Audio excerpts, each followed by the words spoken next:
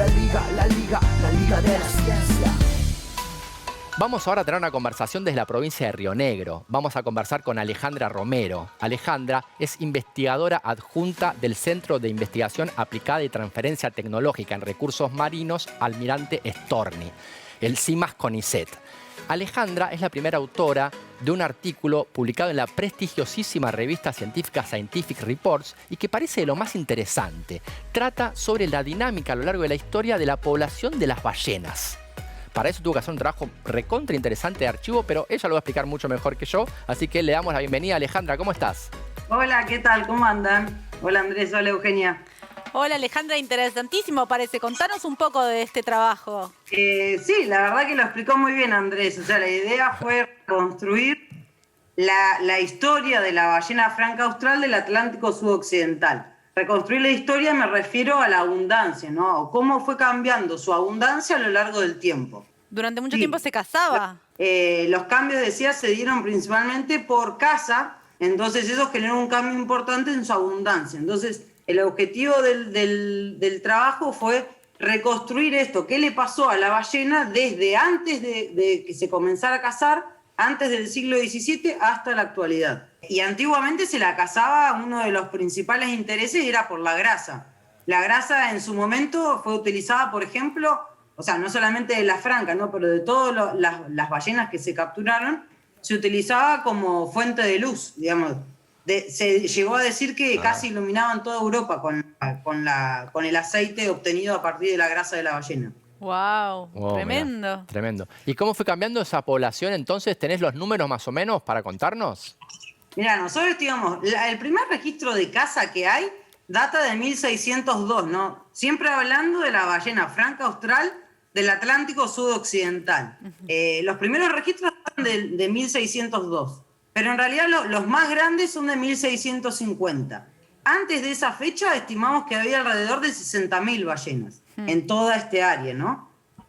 Actualmente solamente hay cerca de 5.000, o sea, estamos más o menos al 10% de lo que había históricamente. Los registros los hicieron en base a lo que encontraron, o sea, hicieron un trabajo de archivo de cómo eran esos registros aduaneros. ¿Cómo fue el trabajo de investigación? Claro, o sea, la idea o sea, básicamente es un modelo de dinámica poblacional. Para modelar la dinámica se necesitan principalmente dos insumos: la abundancia actual, los datos de la abundancia, y el registro o una serie temporal de la remoción por caza.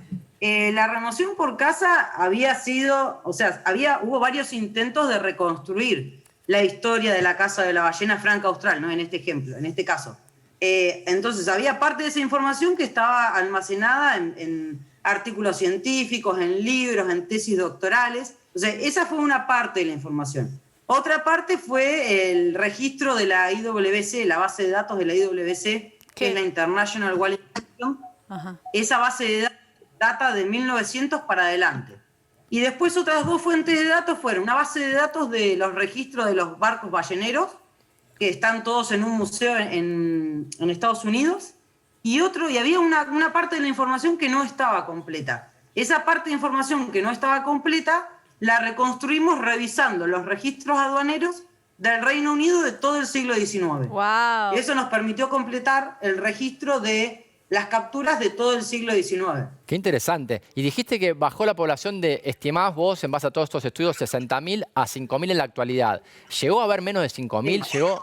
¿Llegó a estar en peligro de extinción la ballena? ¿Y hoy en día hay algún peligro de extinción? ¿O ya con la provisión de la caza alcanza? ¿Hay caza furtiva? En fin, un poco de todo esto.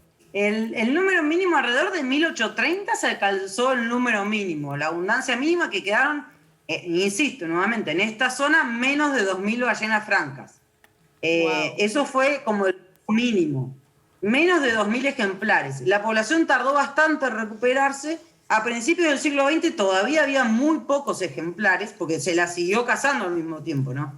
Claro. Hasta 1935. En 1935 se prohibió la caza. O sea, hasta ese momento la caza era legal. A partir de ese momento, todos los registros que hay son cazas ilegales. En la década del 50, del 60 y del 70 vinieron barcos rusos y realizaron una caza ilegal. Y eso retrasó aún más que la población actual, o sea, que la población se recupere, ¿no? Por eso ahora vemos 5.000 y no vemos un poco más, digamos. Pero después de esos registros de los barcos rusos, no hay más registros de capturas ilegales de ballenas francas. O al menos yo no tengo ningún registro ni ninguna información de que esté sucediendo. Actualmente está todo bastante bien regulado, o sea, está todo controlado, y todos los esfuerzos de conservación que se han hecho han permitido que la población se recupere, e incluso según la categorización de mamíferos marinos, es como una especie de less concern, digamos, o sea, de baja preocupación. De baja preocupación. O sea, hoy en día no está en riesgo.